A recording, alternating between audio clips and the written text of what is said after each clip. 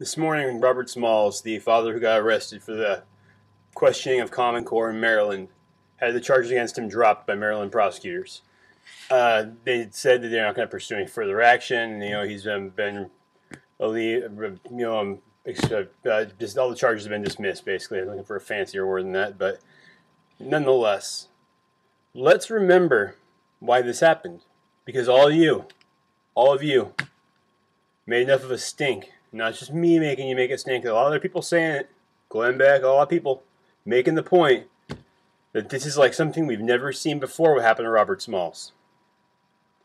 You can go on YouTube and find a video, pretty easy, of a cop violating somebody's First Amendment rights. That's not too hard to do. The difference was, those people were usually, in those videos, OWS people, Occupy Wall Street. Or they were, for example, not in front of a group of people anybody give a damn about, or like the people. There's obviously people could always claim bias, or the Republicans could take those people and write them off like, oh, those are just those Occupy Wall Street nuts, the protesters, dirty hippies sleeping on sidewalks, holding signs during the day that friggin' fake stop capitalism.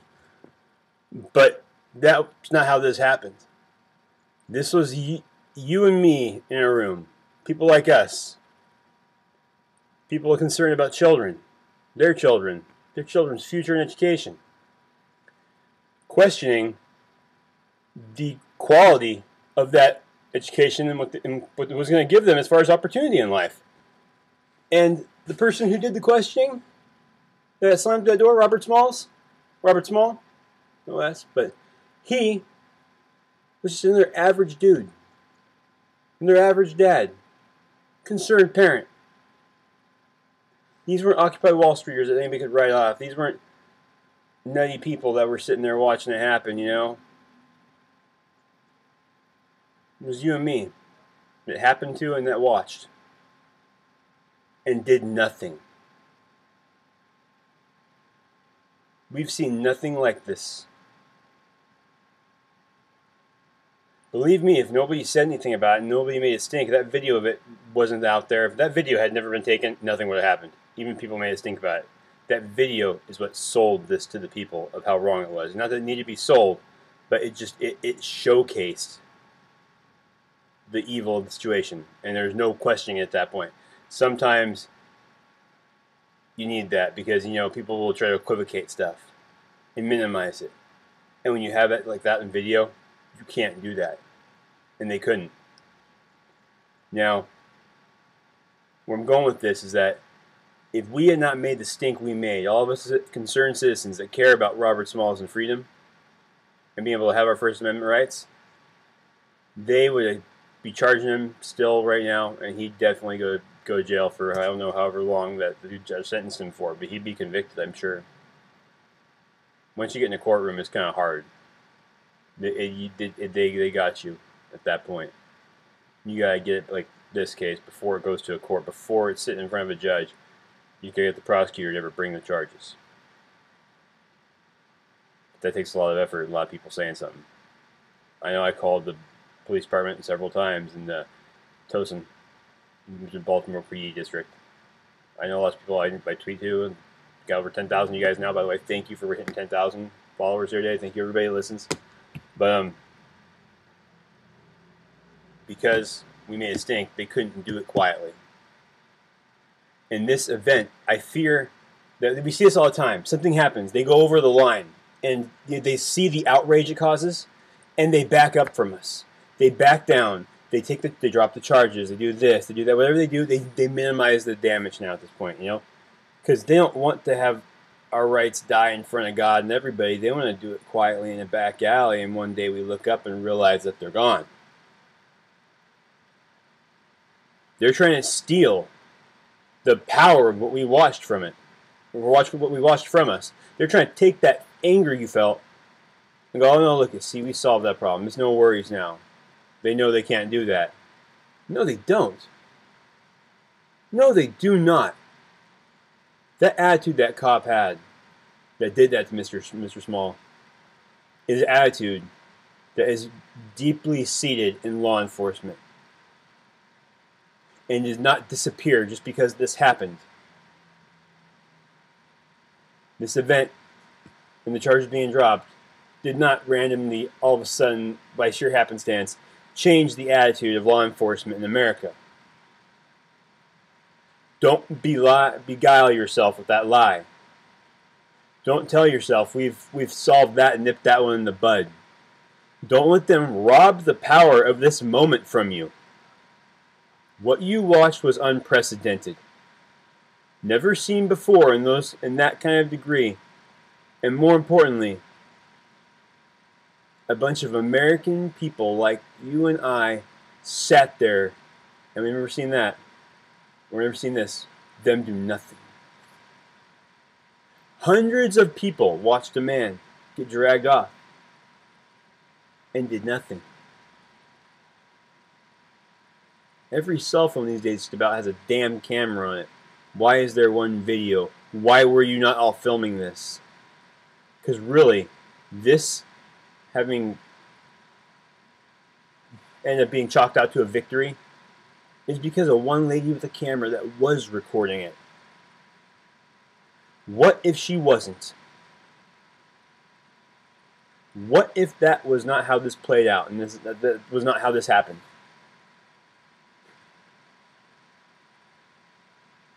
He'd still be in jail. It'd be minimized, written off by the left, played down by the pundits in every channel. Fox even almost seemingly did it the first time I saw it on the Fox News channel. But I think they had too many people that were pissed off to even continue with that line of bullshit. Talking about, well, he didn't follow the format though, and who cares? When the format is meant to sell a lie, the format can kiss my ass. So, remember that. These people now, they see that they didn't get away with it, so they retract and draw back. The attitude hasn't changed though. The goal hasn't somehow shifted or changed. It's still the same. Is that police officer going to get fired? We'll find out. I'm pushing for it. I'm calling him still. I encourage you to as well. This cannot end here because we cannot think we've won this. We have just been shown what we're fighting against here. We have been shown the attitude of law enforcement. We have been shown what they're willing to do as long as they can get away with it. That's what we've been shown. Don't kid yourself into thinking we've won. We have not. This battle is not over. And you know what? This should be a wake-up call to every American citizen. And more importantly, it should be that call because they back down. Means they know they're not secure in their power yet. It means that they know the political elite and the law enforcement, the corrupt law enforcement, and that's most of them. There's a few number of sheriffs. You can go on YouTube and find them saying, "I won't enforce this law or that law," and even them need to be pushed a little farther because there's still stuff they're enforcing that is unjust. But they have a soul and can be won over. Most of these people can't. Absolute power corrupts absolutely anybody. And when did you ever see people with power give it up willingly just because, you know what, that's not right, I did that, I'm just going to give this up?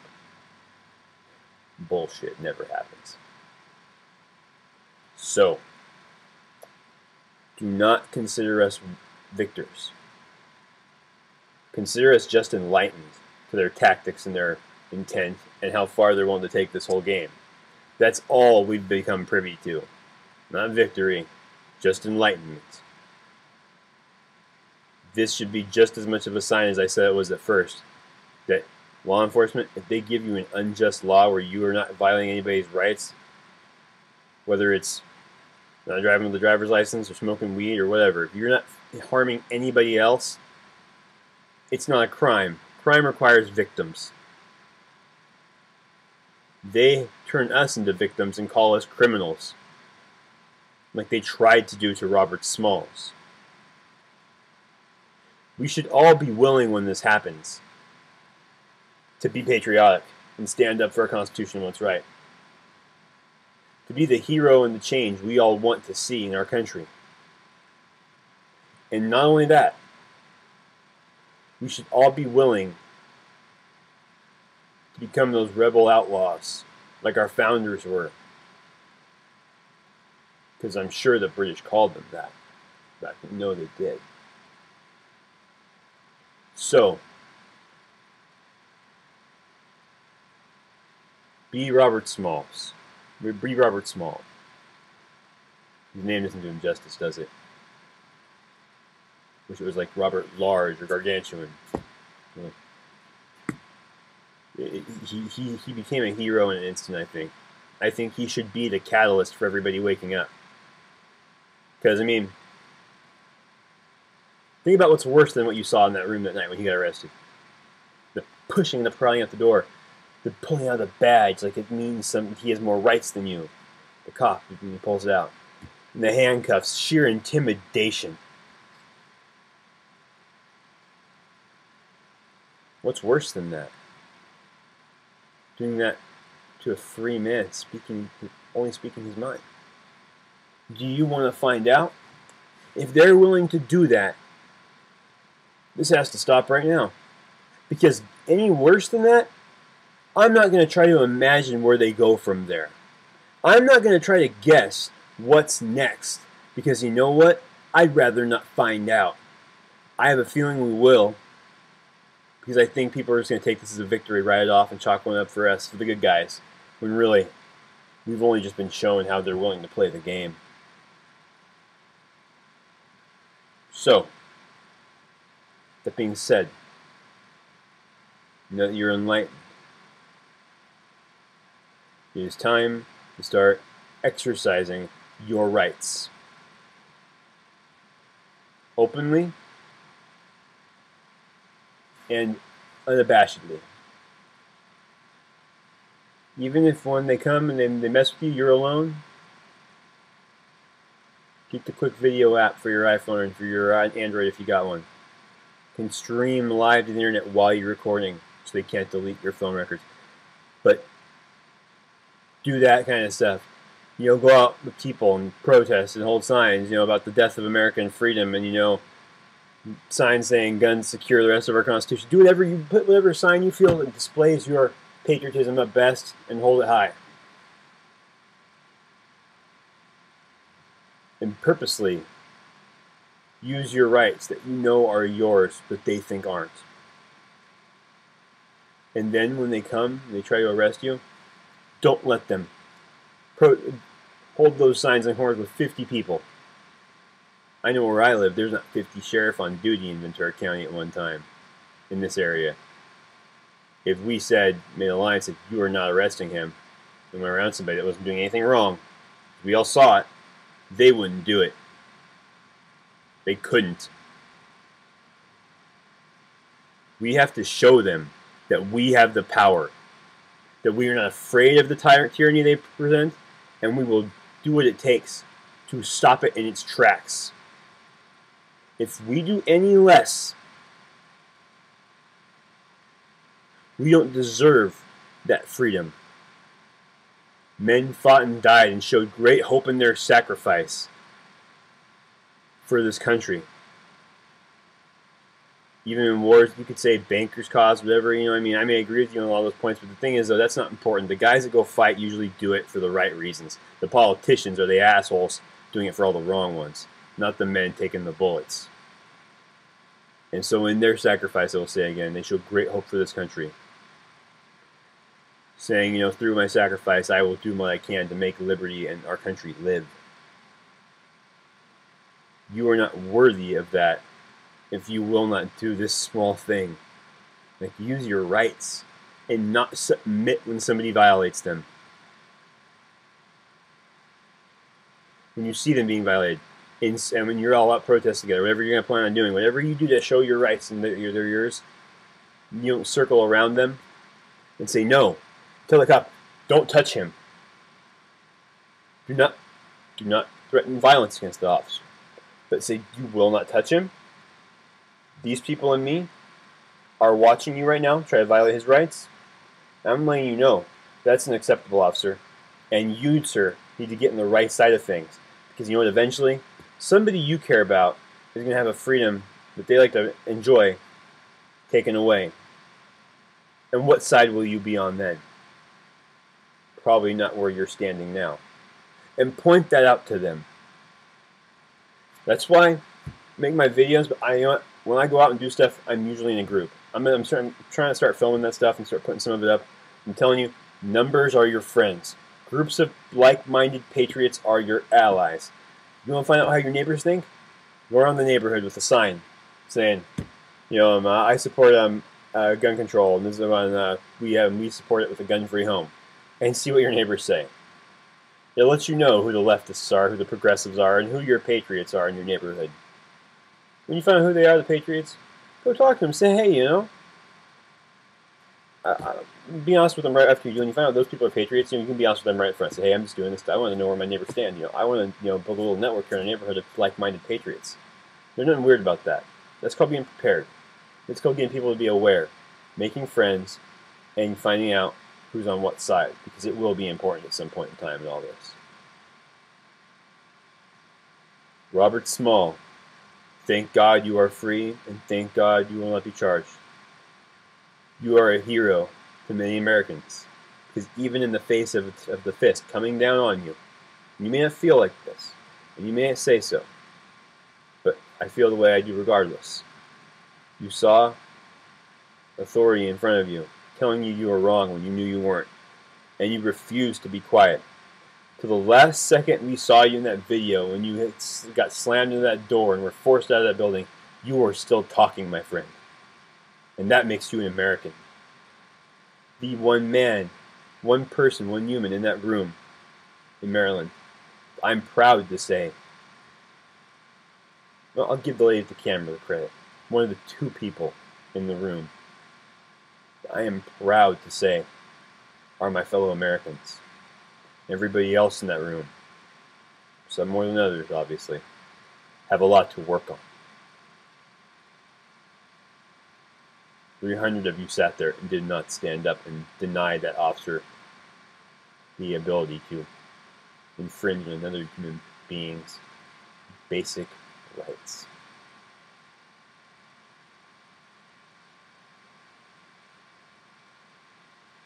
So yes, we did win in one regard, but really, if we think that, we are missing the bigger picture. And we are missing what is happening. And we are lying to ourselves to a high degree as to what this all signifies and where this goes from here. Because where it goes from here, like I said, do you think what's worse than what they did? There's a lot of things, but none of them are very good. Consider that, and don't consider yourself a victor. Consider us enlightened, for we have been shown their tactics, shown their intents, and shown their heart. And it's nothing but evil, an oppression and tyranny against man. So wake up. Openly resist. Civil disobedience becomes duty when your rights and the practice of them become unlawful. That is something we should all live by. Robert Smalls did, and it almost got him some serious trouble. Thank God enough of us saw it and are willing to speak out. And thank you, Robert Smalls, from the bottom of my American heart. Thank you for doing what we all should have had the courage to do a long time ago. For too long we've all waited for somebody to back us up, for somebody to take our side, to rally support for our cause, instead of just standing up in front of tyranny when we see it and not letting it happen, and being the catalyst possibly then for change, being the logs that get thrown on freedom's fire even possibly. It's a metaphor for you know what. Looking good. But if that's what it takes to ensure this for future generations, is that not worth that offering on the altar of liberty? I'd say it is. Thank you very much for watching, guys. Thank you, Robert Smalls, for being an American patriot and a rebel outlaw. God bless you. God bless all you for watching. Thank you for your support. Have a great day.